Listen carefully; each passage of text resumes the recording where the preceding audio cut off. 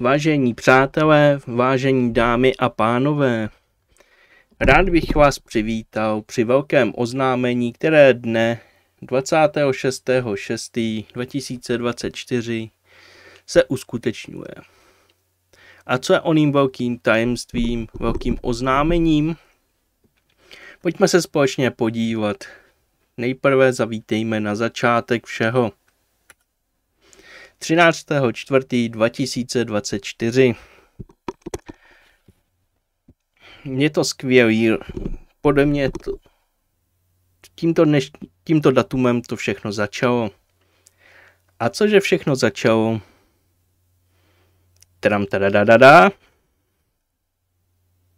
No, v tomto dni jsem začal tvořit svou stolní hru.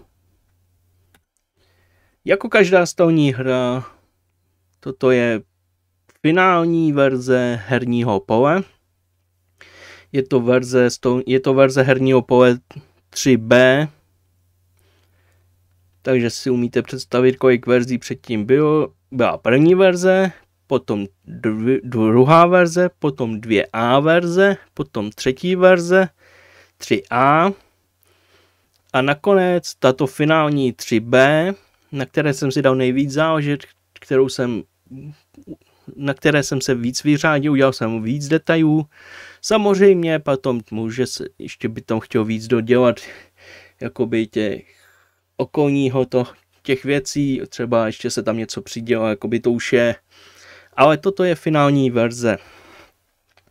Ale jako samozřejmě jako každá stolní hra, sepsaná pravidla, je tam všechno, a akorát se to musí pak přepsat do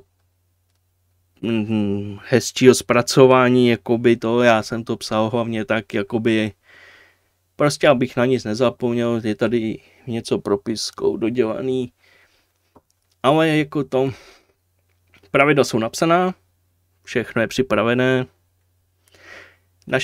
tato stolní hra, jak si můžete všimnout těch zlatých políček, je jich tam celkem 8, je to koncept Battle Royale. To znamená, vyhrát může jenom jeden. Přežít může jenom jeden. A ten jeden vyhraje vše. Ten poslední zajistí si Battle Royale. No není to super? Špatná kvalita, můj mobil stojí za prd, ale to je nejdůležitější je, máme hodně karet, minimálně, možná tak teď. Na začátku jich bylo tak přes 500, možná 600, teď snížilo se, hodně se promíchávaly a snižovaly stavy, vylepšovalo se to podle testování a to. Je jedno, že jsou teď rozmazaný, důležitý je, že prostě, že je vše připravené. Takže máme tady pasti, máme tu zbraně, pasti, speciální předměty, což jsou jakoby banán, jídlo, prostě takový, co doplňuje váš štít a vaše životy. Ale je tam toho mnohem víc, přátelé, je tam toho mnohem víc. Samozřejmě kostky a figurky, prostě na kostky běžné pohybové a klasické figurky, ale chtěl bych si potom nechat udělat na 3D tiskárně jiné kostky a přemýšlel jsem, že bych místo klasických figurek udělal nějaký postavičky, ale to ještě budu probírat ještě s dalšími lidmi. No a co by se to neobešlo? Jak můžete vidět, takový ty krystaly v pytlíku, to jsou na speciální pasti umísťované na mapu, zejména pro modré pro kotvu a ty černé, zelené a červené jsou pro speciální miny. Máme tu kostku z A a N a kostku od 5 do 30. To jsou kostky bojové. Ty slouží pro bojové účely mezi hráči a proti to. Prostě kostka 5 až 30 znamená poškození, plus můžete získat poškození díky zbraním ještě navíc. A kostka A a N znamená ano a ne. Pokud hodíte A, to znamená ano, dáte poškození do protihráče. Pokud ne, tak nedáte. Je to RNG všechno, je to o náhodě, kostky mojí za vše.